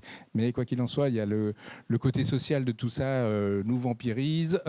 On a besoin d'être en relation avec nos proches et on a besoin d'utiliser ces outils, etc. Donc on est pris dans une forme de schizophrénie en se disant il faudrait faire quelque chose et qu'est-ce que je peux faire individuellement. Bon, sur la suite, je rejoins Tariq et Irénée, quoi. Le problème, c'est que ces questions sont politiquement assez mal posées, assez mal distribuées, et qu'elles sont compliquées. Elles sont compliquées. Et c'est comme on disait au tout début, l'Internet, c'est le web. Pour les gens, c'est simple, c'est Facebook. Et dès qu'on veut aller dans la complexité de ces questions technologiques, waouh, c'est dur, quoi. Là, aujourd'hui, moi, j'ai l'impression qu'on a essayé, mais moi, j'arrive mieux dans mes articles parce que j'ai plus d'espace pour arriver à préciser des choses, etc. Et ces questions techniques sont compliquées. Et effectivement, il y a un grand palier à franchir.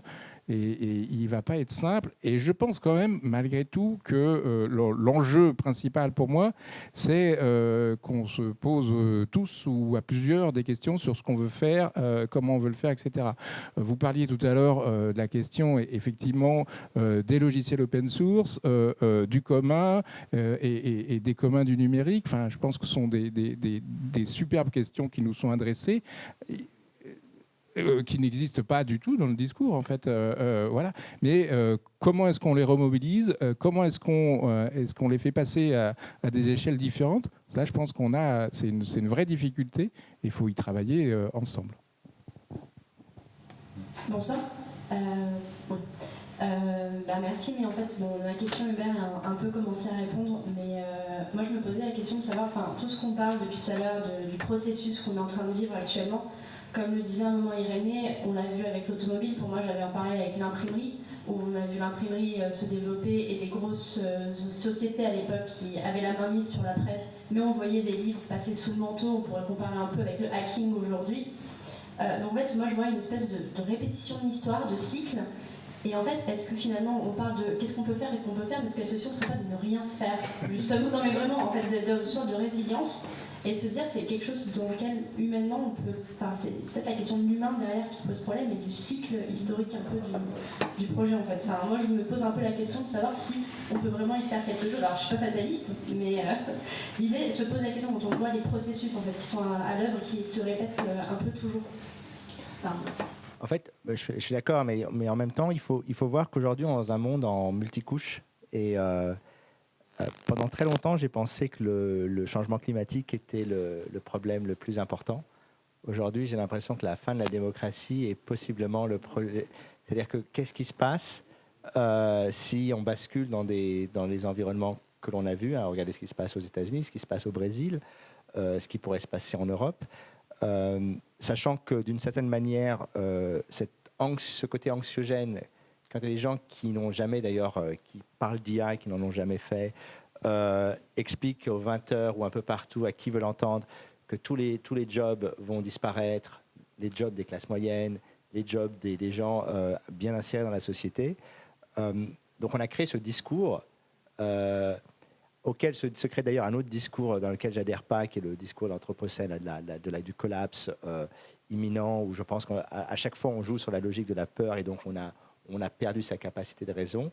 Je pense que la première des priorités, c'est d'arriver à retrouver cette capacité de raison, de remettre en fait les conditions du débat à niveau pour qu'on puisse véritablement débattre. Parce qu'on le dit toujours, le problème avec les fake news, avec le monde de l'Internet, la polarisation, c'est que les gens ne peuvent plus débattre parce qu'ils n'ont pas les mêmes faits. Et donc, on n'a plus de dialogue. Et aujourd'hui, on le voit avec les politiques, les gens qui sont ici, on n'a pas les mêmes niveaux de compréhension et c'est vrai que la population, donc il va falloir à un moment donné aussi redéfinir des projets communs. Et le premier déjà, c'est de s'assurer que la démocratie ne soit pas la première perdante de ce cycle infernal. Il n'y a pas que la question de comment dire, ce que tu disais juste avant sur oui, voilà. En fait, nos outils, Facebook, c'est pas fait pour débattre. Twitter ne sont pas faits pour débattre. Ce sont pas des outils pour ça, en fait. Et le problème, en fait, c'est qu'on les utilise dans ces sens-là, alors que c'est pas ce qu'ils produisent derrière. Donc ça veut redire à nouveau qu'on a toujours besoin d'autres outils, etc. Mais ça veut dire aussi, enfin, pour moi, aujourd'hui, la grande question de la technologie, et qui n'est pas neuve, effectivement, je la vois en fait, comme vous le disiez, François Jarige, Technocritique, et plein d'autres auteurs, et vous la montrent sur la continuité. La grande question, c'est la question démocratique de la techno. Comment est-ce qu'on remet de la discussion et de la démocratie dans ces technologies? Aujourd'hui, ce sont des process et des process assez autoritaires qui s'imposent à vous dans le domaine avec ces interfaces et de tas de manières différentes. Et pour moi, la grande question de la technologie, c'est comment est-ce qu'on fait pour remettre de la démocratie? Comment est-ce qu'on, nous, en tant tous d'utilisateurs de Facebook, on doit pouvoir pas seulement avoir des parts de Facebook, mais voter pour les décisions que prend Facebook.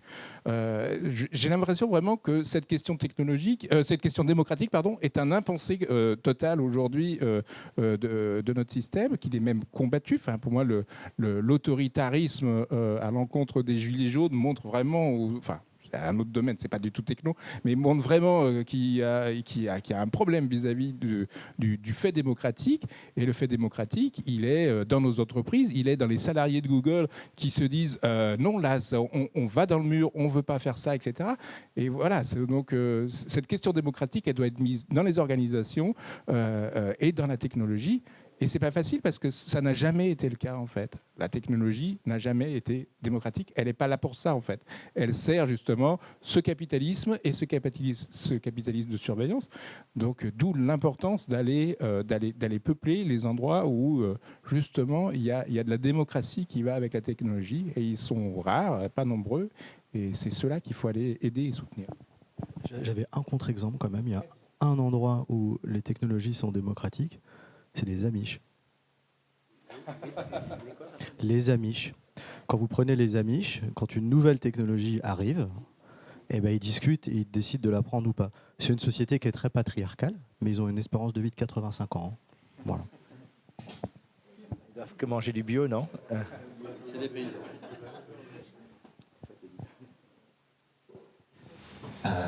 Bonsoir, merci beaucoup. Je suis économiste écologiste, je m'appelle Bertrand Séné, et je dois dire que je suis en ce moment dans une phase d'émerveillement et de gratitude vis-à-vis de Google. Ça peut paraître étonnant. En fait, il se trouve que j'ai écrit un article et Google l'a repris en fait comme définition de la planche à monnaie. Je me suis dit, mais comment c'est possible? C'est absolument incroyable. Et c'est encadré, donc quand vous faites planche à monnaie, vous tombez direct sur mon article qui définit ce que c'est que la planche à monnaie. Donc voilà, je suis en gratitude par rapport à ça, mais bon, ne vous inquiétez pas que ça ne va pas durer. Plus sérieusement, vous avez posé la question en fait, du monopole. Ça, c'est une immense question en économie. La première remarque que j'aimerais faire par rapport à ça, c'est qu'en fait, il s'avère qu'il y a des monopoles souhaitables. Le monopole des infrastructures, par exemple ferroviaires, il est très souhaitable. Ce serait vraiment pas bien s'il y avait plusieurs infrastructures, ce serait très compliqué. Et donc il y a tout un tas de cas où effectivement on peut penser que c'est souhaitable d'avoir un monopole, et je pense que Facebook et LinkedIn rentrent dans ce cadre-là. Parce qu'en fait c'est super pratique qu'on soit tous sur la même plateforme et qu'on puisse tous communiquer grâce à ça. Après c'est effectivement la forme d'entreprise qui pose problème. Microsoft est un monopole, un quasi-monopole de fait sur des logiciels. Il faut avouer que c'est aussi pratique, quelque part. Une fois que vous avez appris le langage, ça vous permet de l'utiliser partout dans n'importe quelle entreprise.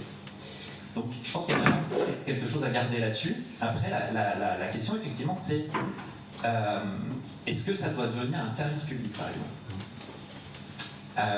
C'est pas évident. C'est pas évident parce que un des problèmes que ça pose, c'est que quand vous avez une entreprise privée, généralement elle est beaucoup plus créative, beaucoup plus inventive. C'est assez rare de trouver des services publics qui soient aussi créatifs que les entreprises privées. J'adorerais avoir des exemples, mais j'en suis très convaincu. Et donc ce qu'on pourrait imaginer, c'est quelque chose qui est de l'ordre de le fait de confier à une entreprise privée la gestion d'un monopole. Ça marche pas très bien. C'est les délégataires de services publics. Voilà, exactement. Donc il y a un truc à inventer, ça c'est sûr. Mais pour l'instant, j'arrive pas bien à voir le modèle qui pourrait être idoine pour cette question-là. Et alors, ça rejoint une autre question que vous avez traitée, c'est la question de la gratuité ou du paiement. Pour moi, elle est vraiment essentielle parce que, alors on peut considérer que le fait que effectivement Google, Facebook, etc. soient accessibles gratuitement, bah, c'est bien parce que du coup tout le monde peut y être dessus et sans se poser la question de est-ce que je paye. Alors combien d'ailleurs, c'est la question, combien on payerait, ça j'avais envie de vous poser la question, est-ce que vous savez combien on payerait si jamais on payait par exemple pour accéder à Facebook ou à Google ou à n'importe quel moteur de recherche?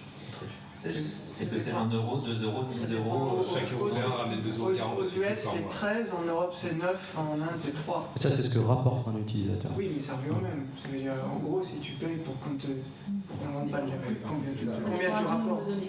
Non, parce qu'en fait, la question elle est immense parce que il y a ce que Google effectivement gagne en le faisant, sauf que comme il fait des marges, en fait, ces marges-là, on peut les supprimer. Donc à ce moment-là, ça ne donne pas le même prix. Alors, la dernière chose que je voulais vous dire, oui, au fond, la question de la publicité. Alors là, c'est une question presque philosophique. Moi, personnellement, le fait de ne pas payer, j'en suis très content, et la pub, elle ne me gêne absolument pas, je m'en rends même pas compte. Je me pose la question, sincèrement, qui ça gêne et de quelle manière on est gêné. C'est-à-dire que vous avez beaucoup parlé des données, le fait qu'ils utilisent les données. Jusqu'à aujourd'hui, moi, ça m'a jamais gêné, mais du tout, du tout. Et peut-être que je vois pas le problème, hein, mais c'est une vraie question.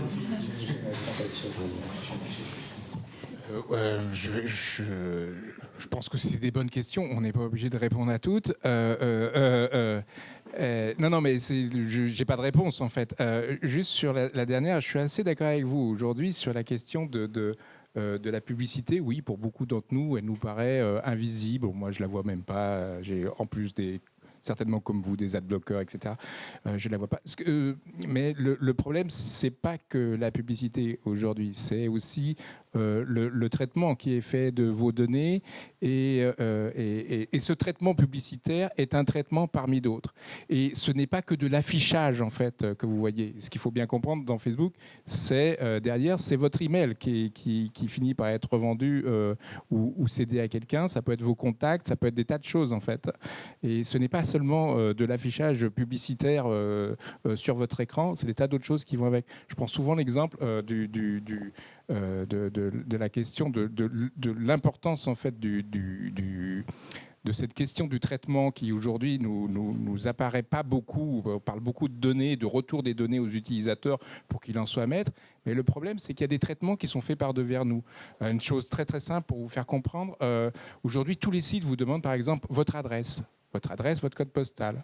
Le retour des données aux utilisateurs va vous rendre votre adresse et votre code postal. Vous n'en avez strictement rien à faire, vous la connaissez déjà en fait. Le problème, c'est est-ce qu'ils font un traitement de cette information ? Or, il est possible aujourd'hui de faire un traitement de cette information très simple qui est comparé à une carte de revenus que vous trouvez en open source ailleurs, comparé à une carte du chômage, et donc d'inférer quelque chose de vous, de ce que vous êtes. Donc, depuis votre adresse, une telle entreprise va dire vous devez gagner à peu près tel revenu et il y a 70% de chances que vous soyez au chômage si vous habitez dans un quartier défavorisé. Aussi simple que ça. Et alors, ce traitement-là nous est invisible. Or, aujourd'hui, ces traitements sont complètement utilisés par l'ensemble de ces sociétés, de vos banques qui font des traitements sur les données, jusqu'à ces Facebook Like, etc., pour vous adresser pas seulement de la publicité derrière, pour vous catégoriser. Et le problème pour moi aujourd'hui, c'est pas que les données, en fait. Il ne faut pas s'en tenir seulement aux données, il faut poser la question des traitements et de la symétrie de l'information sur les traitements. Rapidement une réponse là-dessus. Quand vous dites que la publicité, vous ne la voyez pas, quand on regarde la manière dont chez Google, chez Facebook et dans plusieurs laboratoires de recherche, on travaille sur la publicité environnante, c'est-à-dire que votre regard, il suffit de voir vous savez, les photos sur Facebook, elles sont microscopiques et pourtant, vous savez que c'est votre ami, vous l'avez immédiatement vu du coin de l'œil. Le téléphone est comme ça, il s'allume. Donc en fait, toutes ces publicités sont en fait pensées pour influencer maintenant ou plus tard vos décisions. Le point qui est essentiel que tu disais, c'est effectivement ces publicités en fait créent un profil qui est ensuite partagé avec d'autres. Aux États-Unis, on a ce qu'on appelle les data brokers qui intègrent. Vous allez dans un magasin, vous achetez n'importe quoi, cette information est immédiatement connue par Facebook qui va ensuite dire « Ah, vous pouvez continuer à acheter le même produit ». Donc, c'est-à-dire que des actions que vous faites dans le monde réel, qui n'a rien à voir avec le monde virtuel, sont connectées.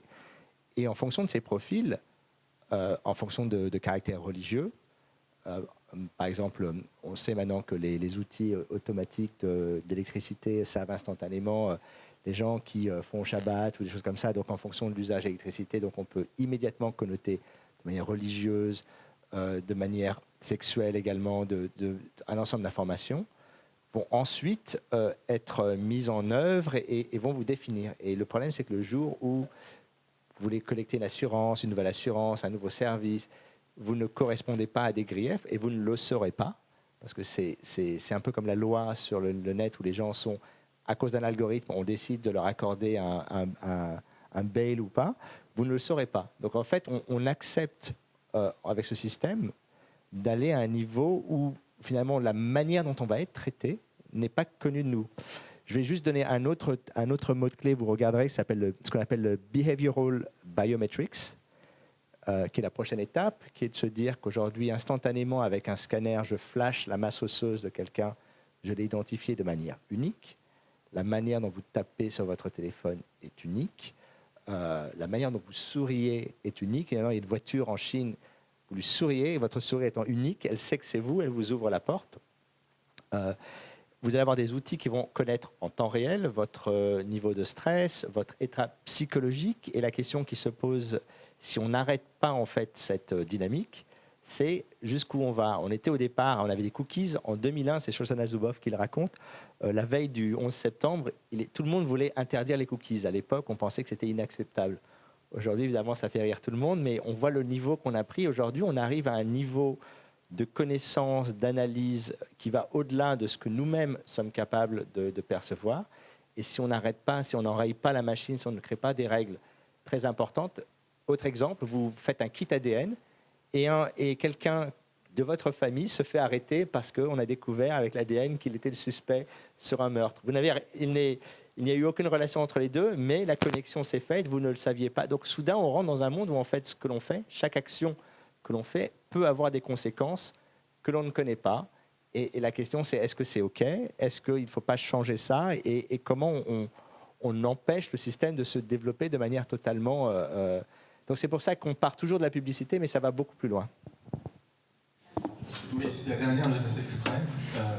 Je vais revenir, puisque c'est la dernière en plus, à la question. Un autre web est-il encore possible? En fait, on n'a pas parlé d'hypertexte. On a parlé des applications, en disant effectivement les logiques de silo. Mais il faut bien se rendre compte que le web, c'était l'interface, que Netscape, Mosaïque avant même, et puis qu'à un moment donné, on naviguait dessus, on choisissait, il y avait les liens hypertextes. Tout ça est indissociable d'une façon de faire et de construire. Donc, un autre web est-il encore possible? J'ai souvenir de la première fois où j'ai entendu, je crois que c'était la marionnette en chef de Google, qui n'est plus marionnette en chef, Eric Schmidt, qui expliquait c'est deux sortes de blagues comme ça, qui n'étaient pas vraiment des blagues. Ils disaient qu'Internet va disparaître, parce qu'on s'en rendra même plus compte, à plein gré, on naviguera sur Internet. Ça me faisait bien rire. Et par ailleurs, ils vantaient l'âge de l'assistance. Et au fond, finalement, l'âge de l'assistance, c'est plus le web. Ça n'a plus rien à voir avec le web. J'entendais Tariq répondre, c'est plus le web. C'est autre chose. C'est une sorte d'ère du tout numérique. On anticipe ce que chacun veut pour mieux décider à sa place. Et au fond, finalement, est-ce que la question, c'est pas, il existe encore un web? Oui. De moins en moins important, on peut naviguer sur le web via notre smartphone, hein, c'est possible. C'est pas du tout impossible. Donc au fond, finalement, l'adversaire, c'est pas le web. Ce qu'on veut réinventer, c'est pas cet âge de l'assistance, c'est qu'on est passé à autre chose. Et finalement, ce qu'on est en train de se dire, c'est que l'adversaire, ce d'un point de vue politique, nous ne voulons pas, c'est le étage de l'assistance où, à l'insu de notre plein gré, parce qu'Internet n'existe plus, merci Monsieur Schmitt, des tas de gens vont décider à notre place, puis nous-mêmes, on sera tellement conformes à nous-mêmes avec nos modèles partout et nos simulacres, qu'effectivement, on ne se rendra même pas compte qu'on n'aime plus autre. Nous sommes juste la répétition à l'infini de la même chose et des mêmes qui sont partout ailleurs. Et c'est donc une vision de société. Ce n'est plus le web. Vous parlez de quelque chose qui n'existe plus en tant que tel, en tout cas comme mode dominant de rapport à Internet. Voilà. On conclut ici, parce que je trouvais que c'était une super conclusion en tout cas. Vraiment, merci beaucoup à vous deux de vous être prêtés à l'exercice et merci à vous d'être là. Et je vous invite à aller bien sûr prendre un pot là-bas. Il y a de quoi boire, de quoi manger, quelques bouteilles de vin. Donc n'hésitez pas à rester, discuter, qu'on soit ensemble et qu'on fasse du physique et pas que du numérique.